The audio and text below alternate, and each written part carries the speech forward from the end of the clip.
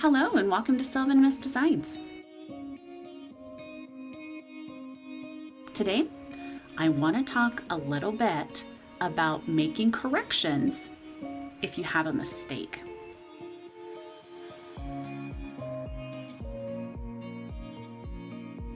First things first, always try to correct a mistake as soon as you see it. Corrections are much easier to make when your paint is still wet. When you realize you've made a mistake, do not be afraid to wipe off entire sections of your design or even start the whole project over. In a lot of cases, this is actually going to be better than trying to spot correct one or two dots when it comes to the symmetry of your piece.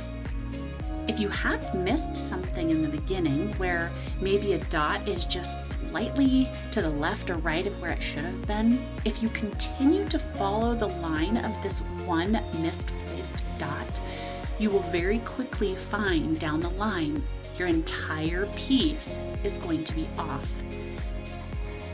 The go-to for corrections as you're dotting is going to be a damp cotton swab or Q-tip. If you can find the pointed tipped ones, they're a little triangular, they're perfect. Always keep a nice big handful of these close at all times and don't be stingy with them. You may also want to keep handy a small amount of water to dip your Q-tips in. I like to put a couple drops of water into one of the empty wells of my paint palette. You'll want to dip your Q-tip into the water and then gently squeeze and twist to wring out any extra water and then correct your piece. If you don't like or don't have Q-tips, feel free to use something like the corner of a damp cloth, maybe a paper towel. Feel free to use things like baby wipes. In addition, if you've received some of the silicone tipped brushes, these are also very nice for spot corrections. To remove a specific dot or a small area, if possible, you want to correct from the inside or center of your project out.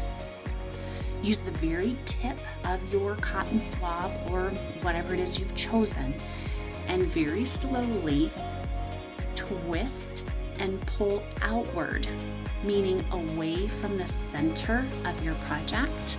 Twisting is going to gather up as much paint as possible and keep the rest of your project clean.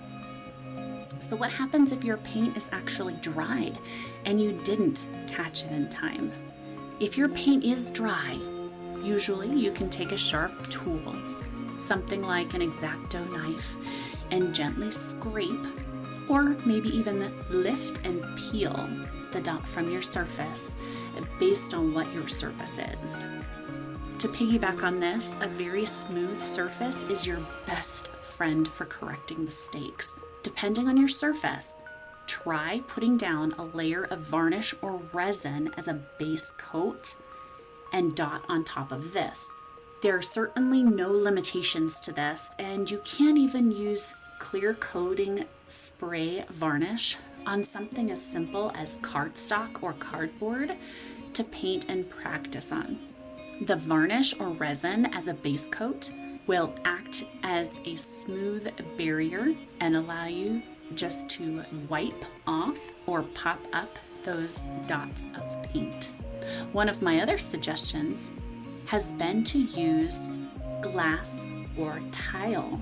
If you have something like a pane of glass from an old window, maybe the small pane of glass from a picture frame, something like this, or even smooth tiles, scrap tiles, something like this. These are fantastic for practice because, again, the smooth surface lends itself very well to being wiped clean as many times as you'd like.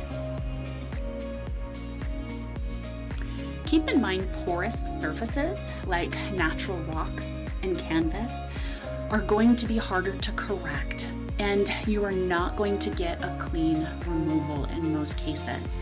Natural rock so it hasn't been treated with something like a varnish as a base, you're going to have these porous, pitted surfaces.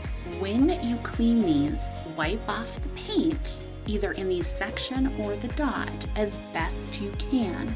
Again, know that you may not get all of the paint off, and you may need to repaint some of your base coat back onto the surface, as when you wipe the paint off, you may be potentially wiping off a bit of your base coat.